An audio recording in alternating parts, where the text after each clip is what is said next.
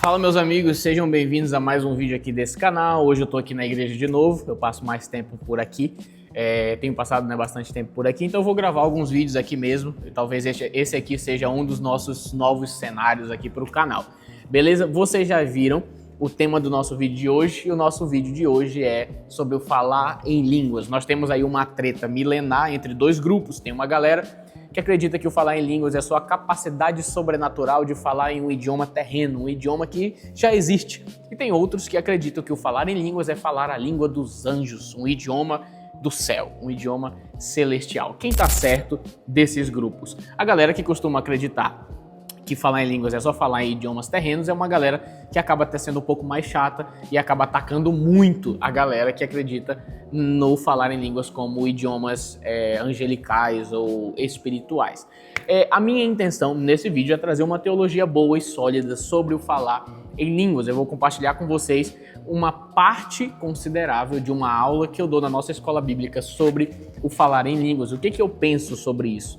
É só falar em línguas humanas? É falar em línguas dos anjos? Ou é os dois? E é exatamente isso que eu quero falar para você hoje. Então, fica até o final do vídeo. Eu acredito que de uma forma acessível, com uma linguagem acessível, eu vou tentar te fazer entender de uma vez por todas isso. E aí você vai ter um entendimento completo e vai entender aonde cada coisa se encaixa dentro desse assunto, beleza? Então fica até o final do vídeo, bora lá!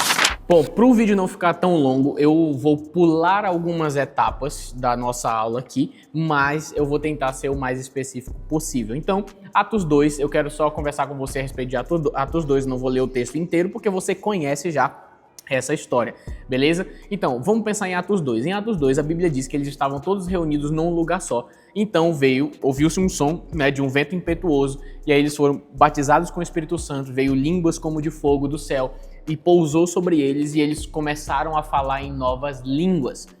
A Bíblia diz também que as pessoas que estavam ao redor começaram a entender eles, os discípulos que foram batizados, no seu próprio idioma.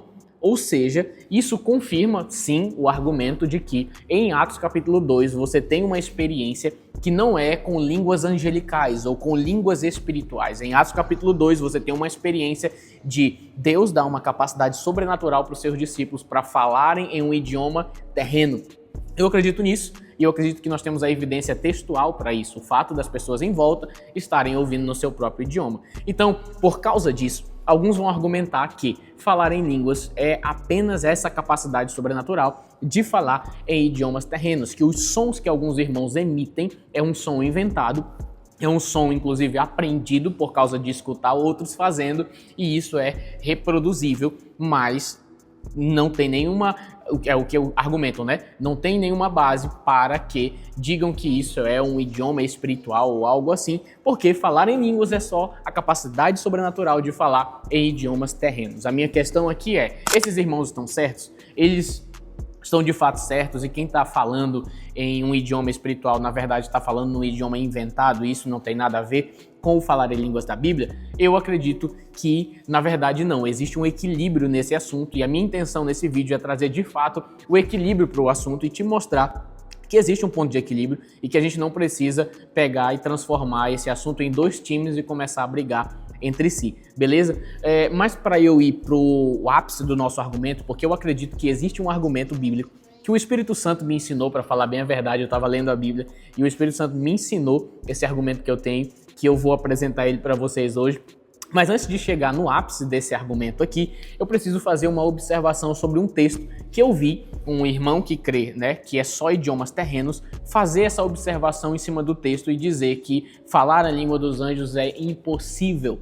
E por que esse irmão disse isso e em que contexto é? Aqui em 2 Coríntios, 1 Coríntios capítulo 13. 1 Coríntios capítulo 13, a partir do versículo 1 diz: ainda que eu fale a língua dos homens e dos anjos, se não tiver amor, nada serei. Serei como sino que ressoe, como prato que retine. Ainda que eu tenha o dom de profecia e saiba todos os mistérios e tenha todo o conhecimento e tenha uma fé capaz de mover montanhas, mas não tiver amor, eu nada serei. Ainda que eu dê tudo que eu tenho aos pobres, tudo que eu possuo, entregue para eles, ou entregue o meu corpo para ser queimado, mas não tiver amor, de nada valerá. Bom, o argumento que eu vi, eu não vou citar nomes, mas o argumento que eu vi aqui em cima desse texto, inclusive de um canal bem relevante, de uma pessoa bem relevante no meio teológico, a pessoa disse que esse texto é uma hipérbole. O que é uma hipérbole?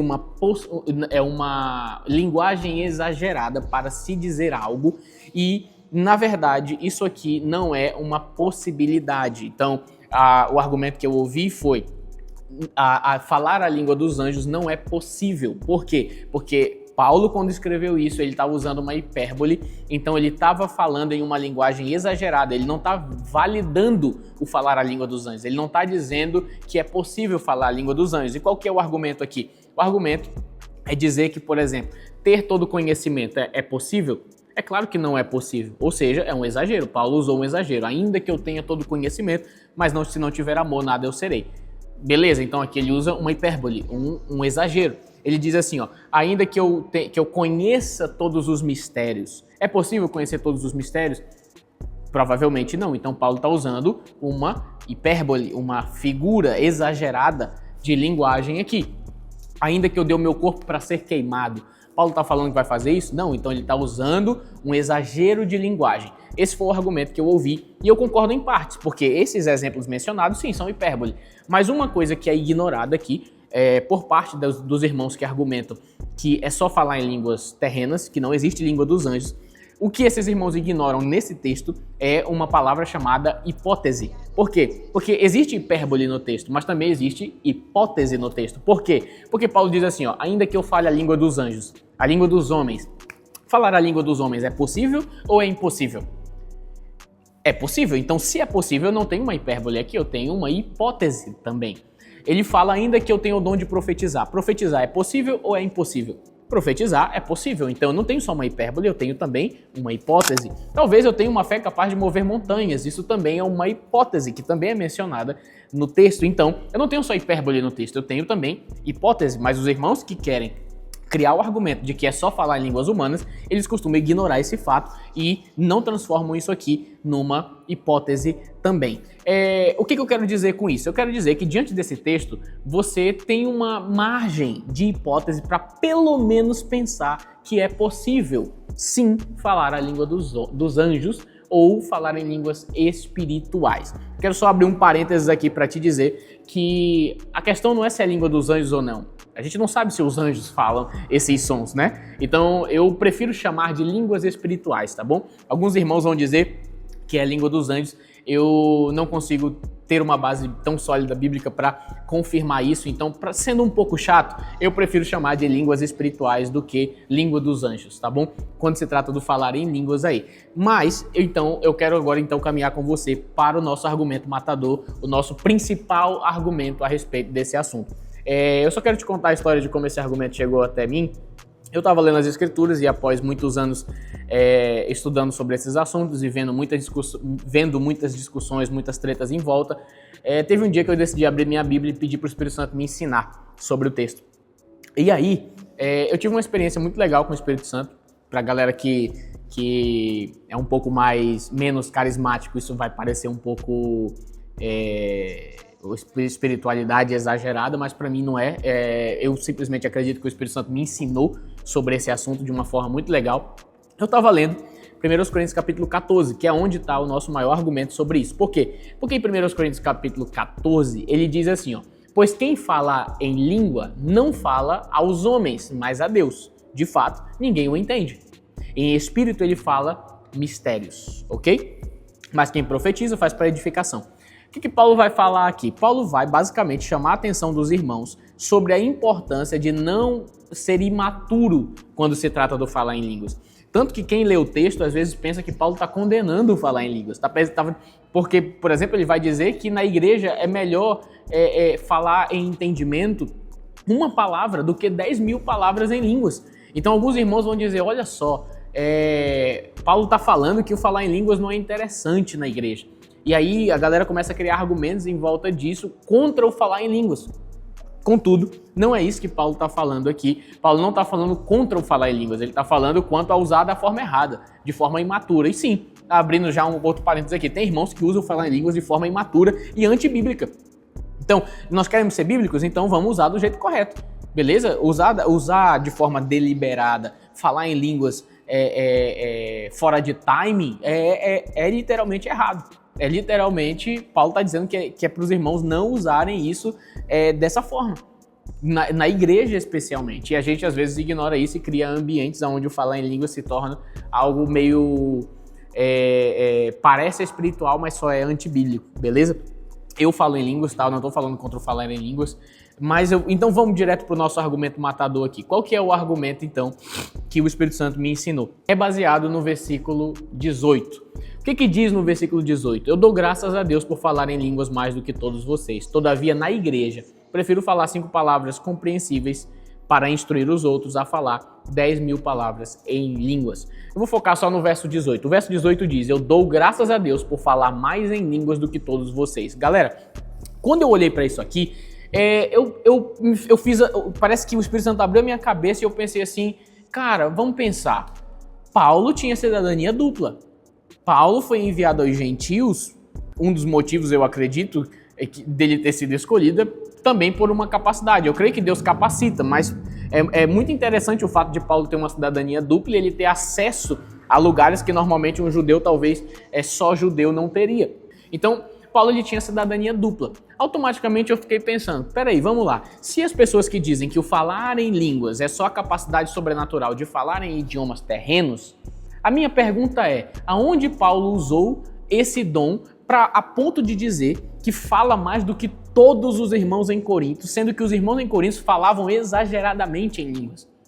Paulo está dizendo que fala mais em línguas do que todos eles. Aí, peguei uma lista, vamos ver a lista. Peguei uma lista de todas as cidades onde Paulo pregou. E Paulo pregou em mais ou menos 15 cidades, tá? A gente não tem, talvez possa ser um pouco mais, mas a gente tem aqui na Bíblia, em média, 15 cidades que Paulo pregou. Você tem Antioquia, Chipre, Icônio, Listra, Derbe, Filipos, Tessalônica, Bereia, Atenas, Corinto, Éfeso, Jerusalém, Roma, Perge, Antioquia da Pisídia. Você tem alguns lugares que Paulo pregou. Eu só taquei os nomes aqui, coloquei aqui. E se você fizer essa pesquisa mais aprofundada também, para o vídeo não ficar muito longo, eu não vou detalhar isso aqui. Mas você pode fazer uma lista, você mesmo pesquisa, né? Quais foram as cidades que Paulo pregou. Você vai descobrindo ali todas as cidades que Paulo pregou e você vai descobrir que a maior parte dessas cidades está aqui nessa lista. A minha pergunta é, quais eram os idiomas falados nessa cidade? E aí na tua pesquisa, não ficar só nas minhas palavras, né? Você pode pesquisar você mesmo. Você vai perceber que os idiomas falados em todas essas cidades era grego, mas você tem em Israel o povo falando grego, hebraico e aramaico, certo? Agora, Paulo tinha cidadania dupla. Paulo falava certamente grego e certamente falava hebraico, aramaico também. E a Bíblia mostra isso, inclusive em alguns textos, que eu não vou mencionar aqui para o vídeo também não ficar muito longo, mas existem alguns textos que comprovam que Paulo falava também em hebraico e aramaico. Então, se você quiser referência, é só você pesquisar aí que você vai encontrar. Ou seja, Paulo falava 99,9% dos idiomas dos lugares onde ele pregou. Isso é meio claro, é meio óbvio na Bíblia. E aqui parece que as coisas começam a apertar para a galera que diz que falar em línguas é só falar em idiomas terrenos de forma sobrenatural. Por quê?